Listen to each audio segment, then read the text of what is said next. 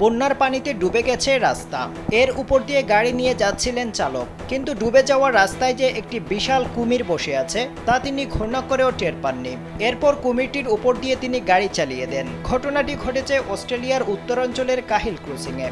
ইতিমধ্যে এই ঘটনার একটি ভিডিও সামাজিক যোগাযোগ মাধ্যমে ছড়িয়ে পড়েছে। পুরো ঘটনাটির ভিডিও করেছেন অপর এক ব্যক্তি।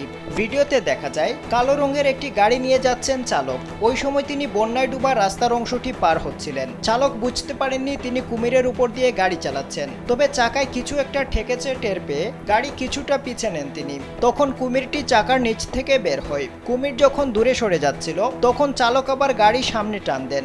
এতে কুমির তীব্র যন্ত্রণায় আর্তনাদ করতে থাকে, তবে কুমিরটি খুব বেশি আহত হয়নি বলে জানা গেছে।